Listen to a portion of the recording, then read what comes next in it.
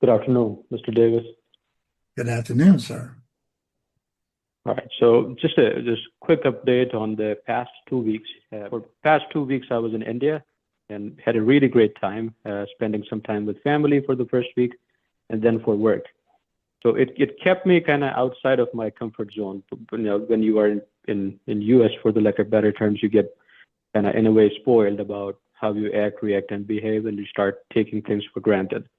So immediately you are out of the comfort zone, but I could still see myself away from what was going on around me. Mhm. But then the funny thing is that when I came back and now you watch we spoke about alcohol briefly, keeping that away of life and a few other things that you don't want to get involved with. But then the weed, right? It sometimes, so I just last night before, uh, it kind of the character that has all these problems, all this chattering all the time, seemed like it helped to calm that element down or away from the reality. So now I think I'm defeating the purpose by saying that I try hard not to seek, but that's kind of in a way it's a fact. I try not hard to seek, and then finally you reach to that point where you feel like, okay, I'm not trying, but I'm okay. Whatever is going on, I have no problems with it. But there's an effort to get there, right? So what I experienced yesterday was that there was no effort. I felt I was just connected with whatever I was looking at, trees, grass, birds, this, that, another. And then you again get back to the same thing which I brought up, I think, a couple of weeks ago. Your mind tries to retain it, right? And that's where you lose it because you try too hard again.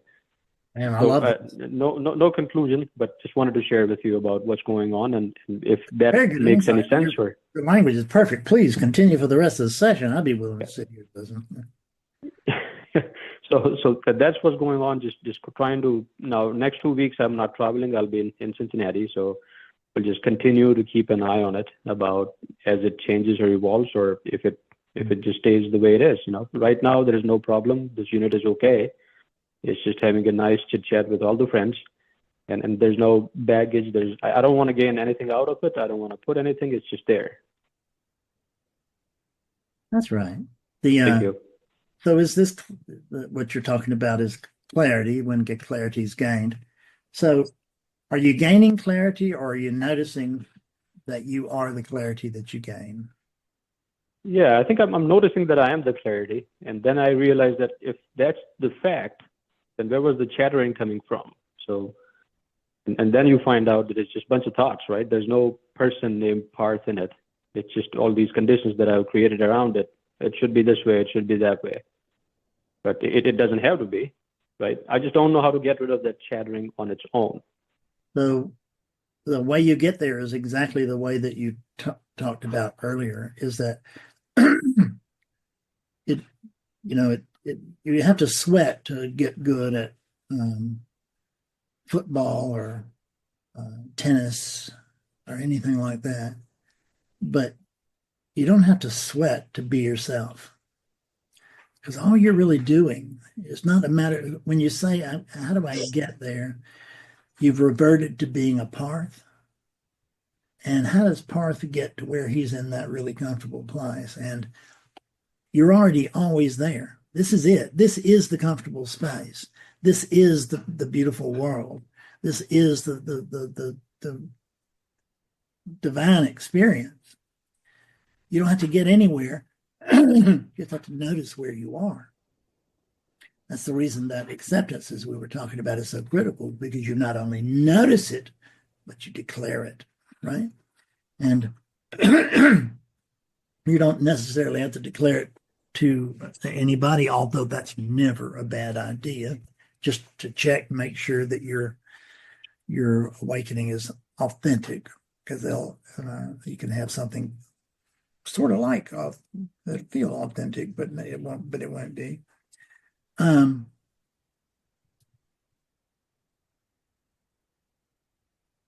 Acknowledging that I, so-called Parth, have not seen anything, have not gained anything, because there is no Parth. There's just the idea of a path, and an idea cannot gain knowledge, and it cannot be superior or inferior to anyone else. And that's our constant oscillation in between arrogance and impotence, which is that I'm better than everybody, except for the fact that I'm rotten to the core. Is that it was expressed one time by a really sweet little woman in AA who said, I am the piece of shit around which the world revolves. And it's hard to get clearer than that, because that's just how we feel. And it's the recognition that you are that which is pretending to be something else, because we're so afraid of, I don't want to pretend to be awakeness, it would be blasphemous or whatever. But if you pretend to be awakeness, you're just pretending to be truthful because you are awakeness. And it doesn't take your agreement with that in order to have that be so, but it does take your agreement in order for that to have any meaning or in your life, and for it to be available for establishing a foundation of change, a foundation of awareness, and having awareness come close and true, and us not shrink from it. So, because when awakeness sees, when awakeness sees itself, it is. We can see that it is the paradox that only awakeness can see itself. So the idea of how do I get back to, or how do I regain, or anything like that, is you've started off from a bad place and you can't make that place right. You can't possibly. All you can do is reverse course and go back to the beginning. And my beginning on this, which has been so for years and remains the same, if it's recognized that there's probably a thought that's being believed, then I have got to recognize that I don't even know who I am. I don't know what I know who I am, but I don't know what I am. Either way, I don't know both. And given that I don't know what I am, then there's no possibility that I could know what's going on, what's happening. And given that I don't know myself and I don't know what's going on, there's not the slightest possibility that I could know what should be going on, which would be something. So it leaves me with this. And how do I turn to this? How do I get to the chair in my study? And it's recognizing that, oh, I'm already in the chair, and then recognizing that, oh, I'm not other than the chair, so to speak. I'm not other than consciousness. Because the idea that consciousness needs to get back to, what can it get back to? There's nothing other than consciousness. You can't. That consciousness may be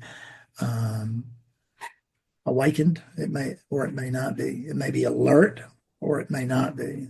But that what we are does not change. The relative view of what we are is what changes, and that view will determine our lives. It really will. Because if I am a Fred in a mess and I'm trying my best to get out of it, you can bet I'm just digging that hole. But when I'm able to put the shovel down and say, oh, I don't know. I don't know anything. Saw a YouTube comment where it was a comment on some video that I had done that was talking about we don't know what we are, we don't know what's going on, and all that. And the woman said, it's such a relief. She said, I gather she was already awakened, and this just confirmed her understanding. And She said, "Oh, I lived, I lived for so many years in the dilemma of, I've forgotten exact language, but the dilemma of who am I, where am I, what am I to do? That's the real dilemma. What am I to do? Because there's no I there. So you can't solve that what am I to do because there's no I there. And you can notice that there's a unit here, and the unit's going to do what it does. And the idea that we are in control of these units, that there's the feeling of control, there's the sense of control, very strong sense of control, that I showed up on time. Well, I didn't show up at all. Fred didn't show up at all. Awakeness didn't need to show up. It was already here, but it needed to show up through, as it sees the world through this body. So this body landed here, but it wasn't through my own locomotion. It was through the doing, that was through the happening of that's just going on. I mean, it's not my happening. It's not about me. It's just it's what's happening, and I'm not special, and I'm not nothing. Well, I mean, I am nothing, but I mean, I'm nothing special. So this truth, it's only true when I know it to be so. It's only true, quote, for me. It's only true in the life here when the player of the life is aware that all of its lines are already written. But it makes it sound like they were written, they're in a chest somewhere, on a wall somewhere or something. It's not actually like that. It's paradoxical. Can't really explain it other than to say that what it really is it's just this, there's this conscious unfolding right now, or there's an unfolding right now to which I can be conscious or unconscious of.